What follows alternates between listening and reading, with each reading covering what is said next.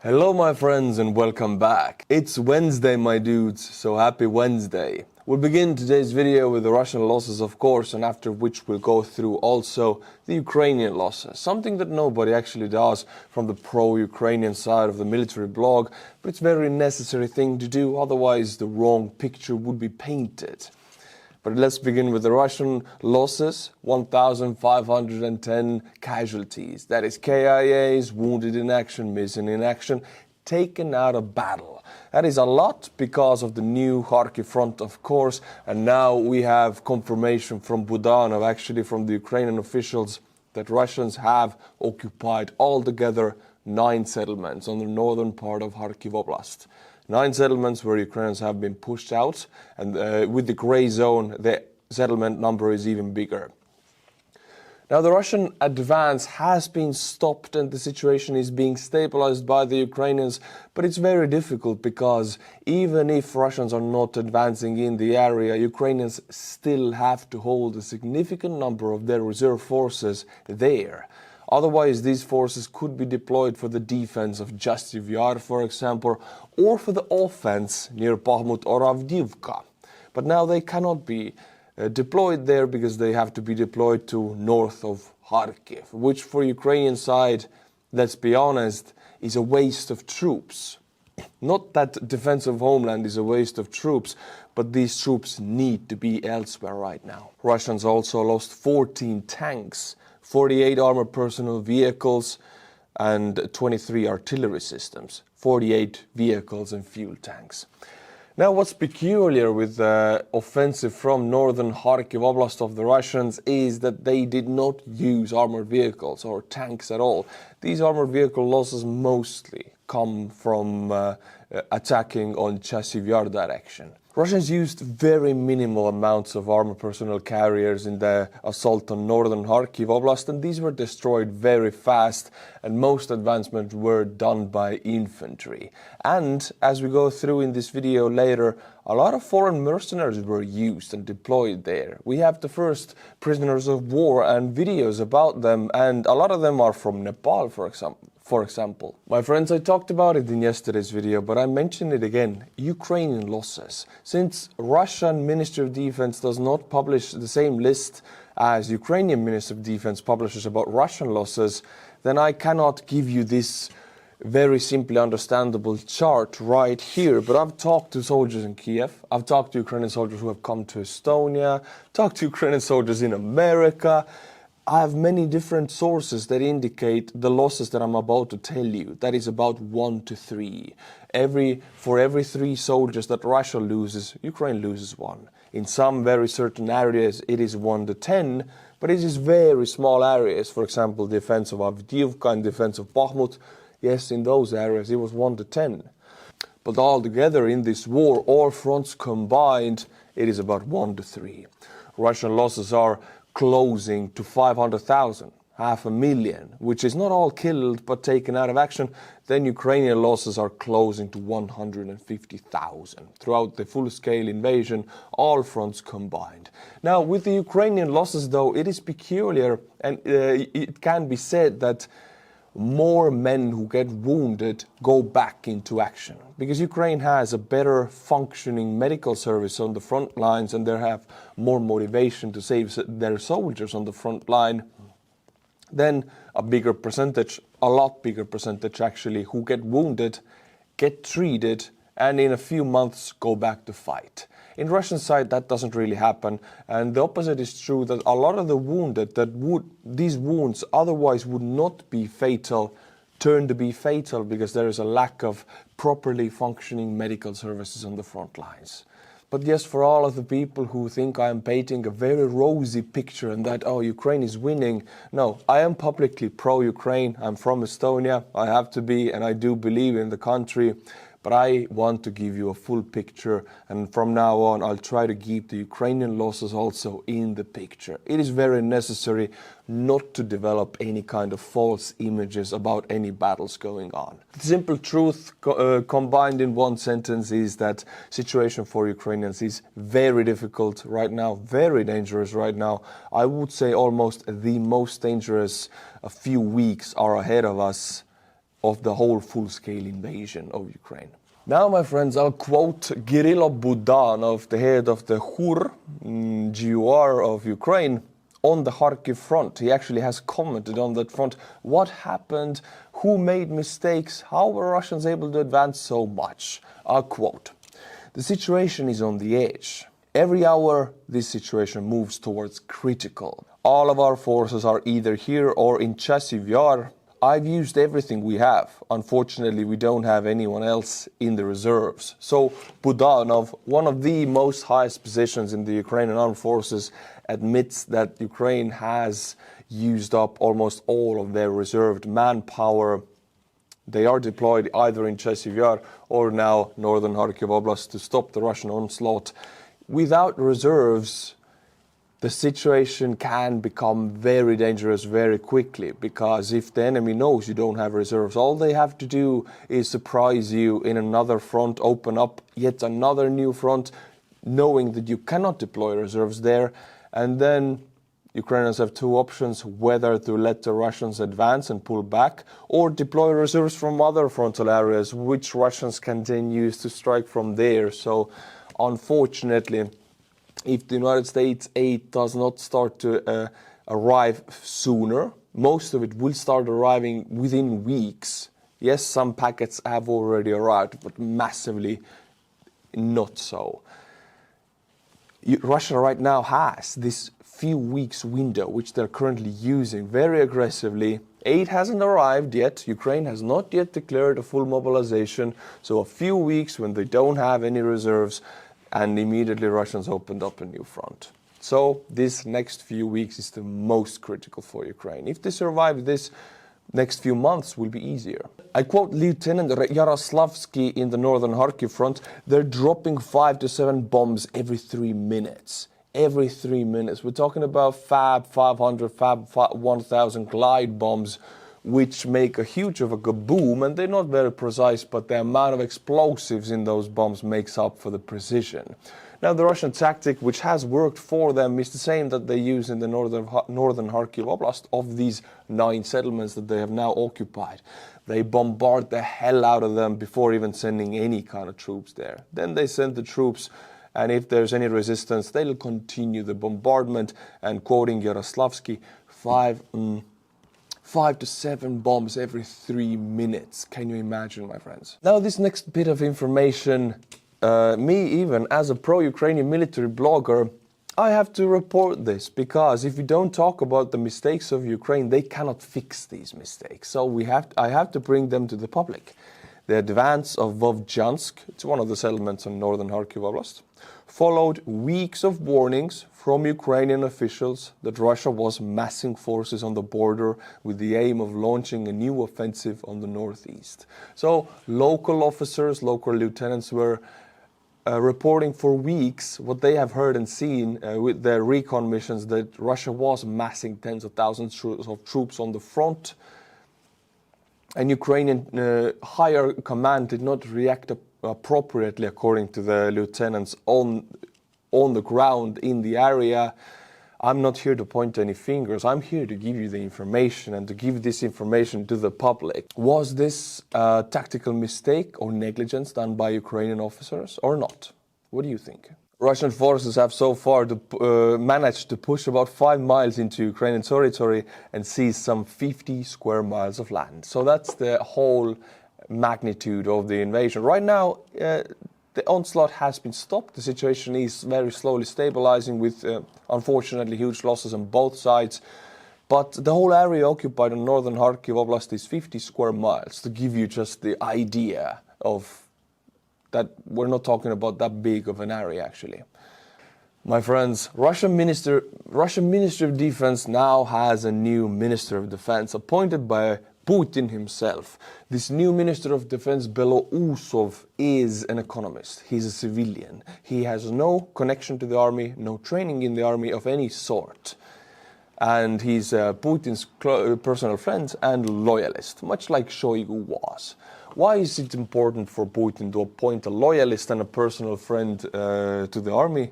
Well, because in the army in Russia is usually where the revolutions and changes happen. It has always been like that. So leading the army always has to be a friend of Putin's. If it's not, if it's a man popular on the forces will join him and there will be a coup. So it's Putin's power manipulation to keep the army under his control, very close by. It's one of the most important positions for Putin, and it has to be governed by a friend, personal friend. Putin's priority is war. War of attrition is won by economics. Belousov is in favor of stimulating demand from the budget, which means the military spending will at least not decrease, but rather increase. This can be, of course, contested since Belousov is a budget cutter. He is very tight with money. Economists are usually. So Shoigu was like, here money, cough money at the problem. Belousov, I would not agree with this report, will be much tougher with the funds. A lot of the officers that got a lot of the procurement money now might be losing some of it. Belousov worked directly with Putin since 2008. He stood out in 2014 as the sole economist supporting the Crimea annexation, deeming its repercussions negligible. He always believed that Russia is circled by enemies. Putin has not changed himself in 25 years and reappointed a civilian minister to a military corporation. Belousov, well versed in military-industrial complex matters, embodies statesmanship and holds Orthodox Christian beliefs. No Russian really holds the Orthodox Christian beliefs. Even the Orthodox Church of Moscow Patriarchy doesn't hold the Orthodox Christian beliefs. It's yet another weapon, a very effective and a very hidden weapon that can be deployed into Western Europe. In Estonia, for example, the parliament recently, this week actually voted to declare Russian Moscow Patriarchy as a supporter of the war against Ukraine as a weapon against the Western countries. In Germany, for example, Moscow Patriarchy is working unstopped, full Russian weapon allowed to work in Western Europe, in the heart of it. So why is it so deadly? Because the Western European people don't recognize it as a weapon. That's why it's so deadly. Estonians do. I do. Compared to figures like Shoigu and his detained deputy Ivanov, Belousov appears ascetic. The Kremlin's gamble might hinge on his curtailing corruption, like he's trying to cut corruption. In Russia, you can cut corruption, but you cannot eliminate it. It is embedded in the system. It is in the DNA of the people. It is the system. You cannot say it's fault of the people, fault of the leader. It is the system. It is the mindset. It is the culture. To remove corruption from Russia is like to make Russia into a whole new country, which cannot be done by just exchanging one minister of defense. So he can lessen to corruption, he cannot remove it. So this issue will always remain. Belousov is 100% Putin's man, so president's control over Minister of Defense increased. And of course, in the first speech the new Minister of Defense Belousov did, he already sounded very ominous, or it's a little bit creepy. For me, it reminded a bit of the Hitler's speech about the totalen Krieg, or total war.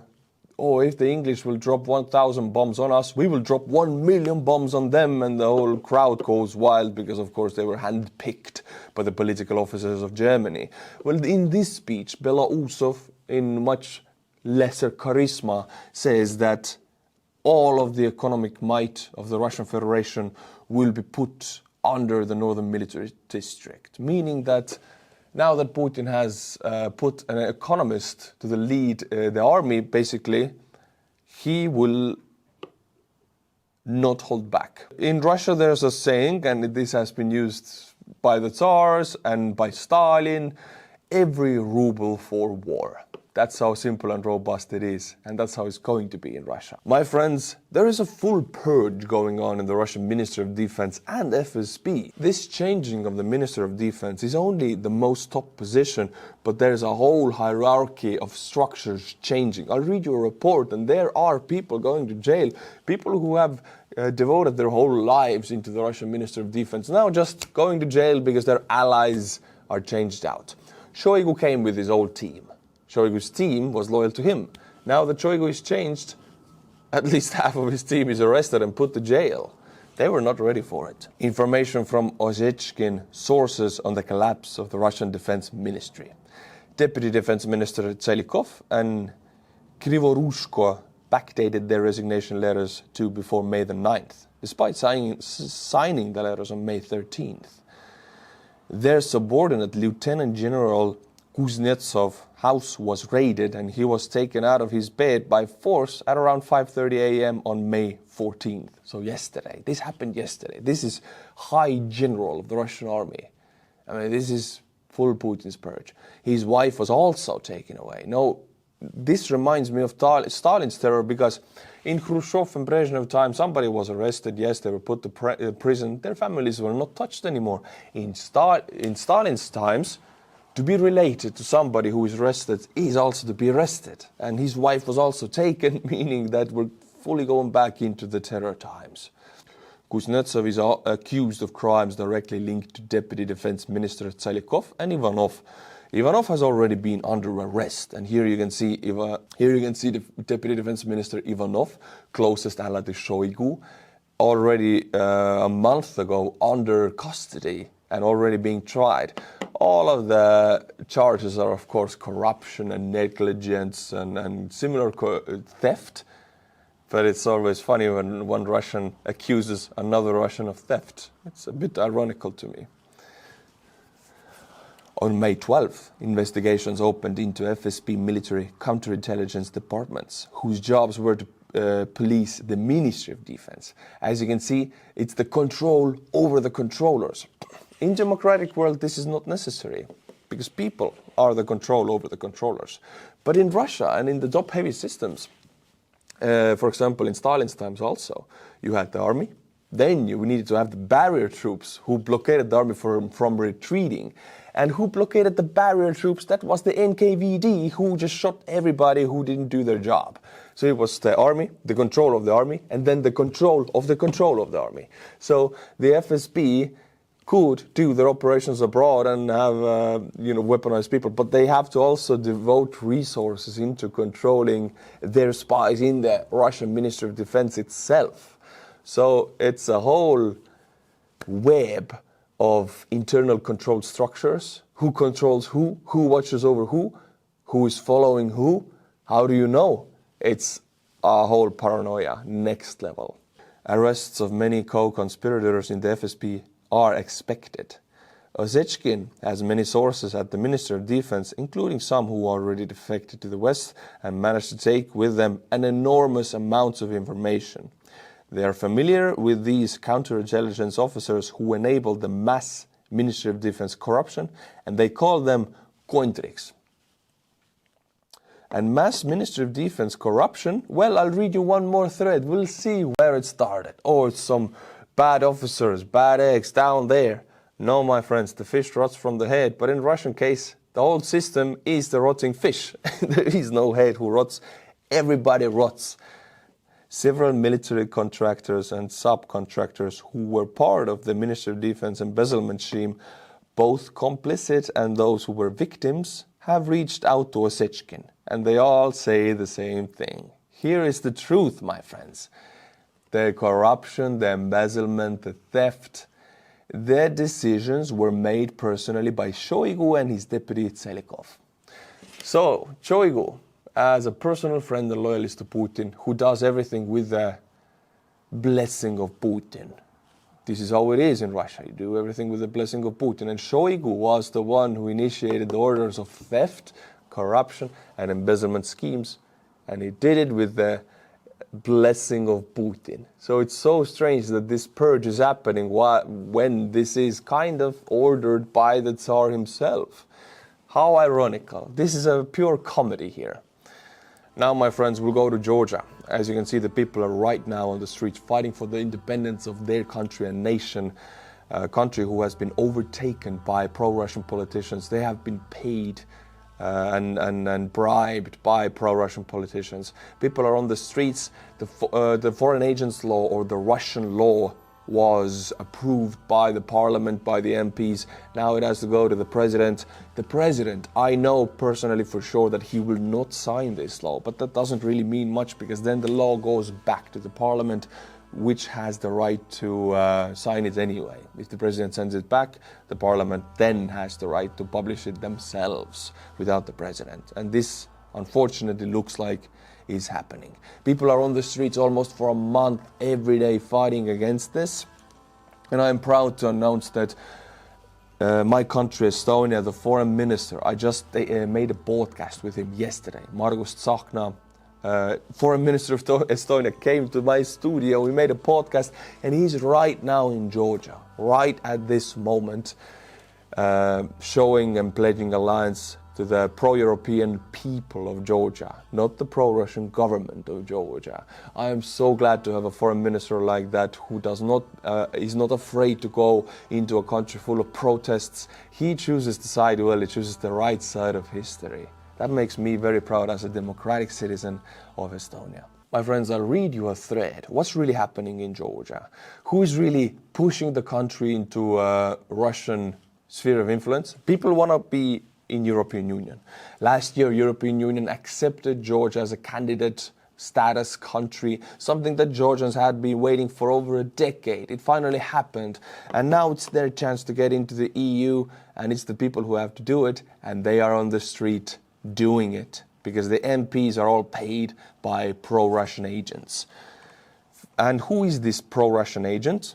Bidzina Ivanishvili, the shadow ruler of Georgia, has long been involved in shady financial activities. This guy is a billionaire, he's an oligarch, and he's very, very much pro-Russia. He has different multi-billion shadow companies abroad, offshore companies, and he's funneling all of that money to pay off Georgian politicians to make pro-Russian decisions, and decisions that make him even more money and more power. He is the grey cardinal of Georgia, and he's pro-Russia. The Panama Papers revealed his links to offshore companies, including Linden Management Limited, registered in the British Virgin Islands, which he failed to declare his assets declaration for 2012 and 2013. Ivanishvili's extensive use of offshore entities allows him to control a significant portion of Georgia's economy covertly. This network includes companies that manage key sectors, undermining economic transparency and fairness. This guy has insane control over the Georgian country. He's just so rich that he can use his power and money to guide the political will towards what is good for him. And he personally is an autocrat.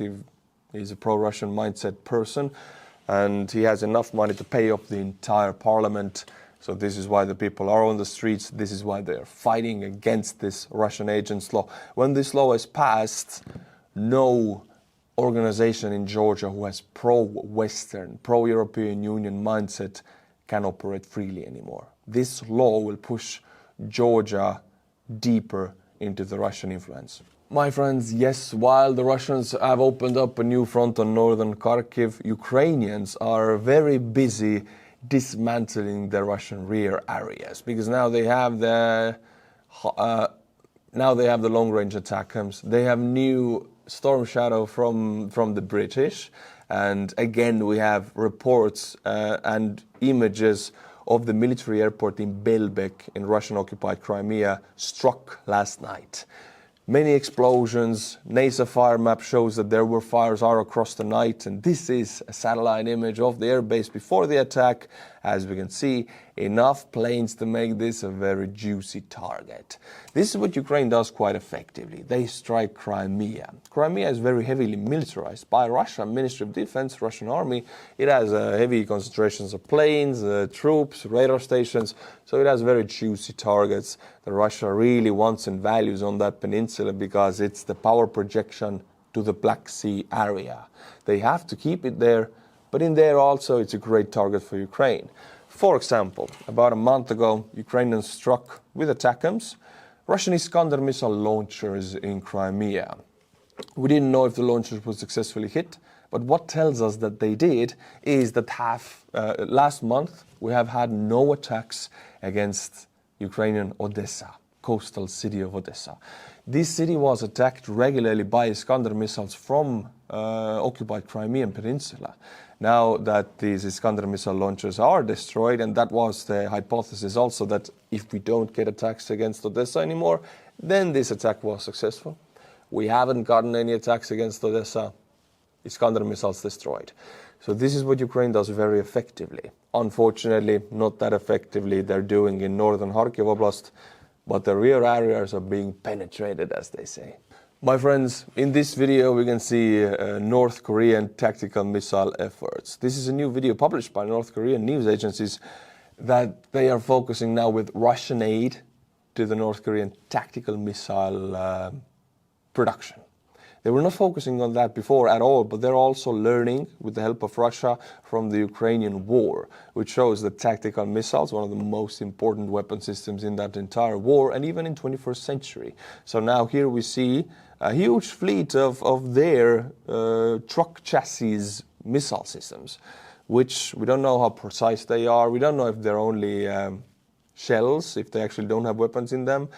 But the fact that they are able to do this video even is attributed to Russia. Russia has enabled them. Since North Korea sent them about 3 million artillery shells, Russia gave in return microchips, software, programmers, experts to the North Korean military efforts. So this global south, the axis of evil, the evil empire, is growing and they're working together. We need to be united also. My friends, like in every video, so today I'll be butchering Buy Me a Coffee monthly members. If you like my channel and you want to support it, support the process of making videos, become a monthly member. Link is in the description below. And I'll be butchering your name to oblivion. Brian Ruhlman, Melv Morris, Prasklav Yks, David Shimek, William Laroux, Paul Hare, Tommi Nätkinniemi, Glenn Hokkut, Kole Anthony Kimeris Sutton. Thank you to every one of these people. Now, my friends, I'll leave you with Brandon Mitchell. Yes, he has finally published an interview that we did in Ukraine while driving in a car. One of his uncut interviews. It's very long, so go and enjoy it as a podcast. The link is in the description below. Also, go and pressure Brandon. He's in Sweden or England right now. I'm trying to get him to Estonia because we did one podcast. I want to do another one with him. Go and spam the guy because he spams me all the time with your comments. Go and spam him. Get him to Estonia. Let's make a podcast. And now, my friends, enjoy the 2-minute clip I'll leave you with. And if you want to watch the whole thing, the link is in the description below. Until my next video, Slava Ukraini. And bye-bye. Unedited, Artur, REHI and Brandon. Thanks for coming. Thanks for inviting. I really appreciate this. I've been doing some of these things in the cars with other volunteers, friends of mine, and people just talk about whatever's going on for them in their work, in their life. And I remember when I first met you in Estonia, I was like, I don't know if I like this guy. And last time you were here and doing the work you're doing, I mean, we spent like 6 hours together with the boys. I was like, I like this guy because I seen things, like I seen what you were good at, and I seen things that you weren't comfortable with, like just being with someone for like 6-7 hours and seeing you crack on with everything you do here. And sometimes I even watch your videos. Only sometimes. But you do a really shit hot job, and you're actually one of the biggest platforms we have in the English language. Yeah, I mean, I really enjoy doing it, and also I don't hide that personally. Everybody says only for Ukraine. I'll say also for Estonia, but also for me and my fiance, my friends, and my family.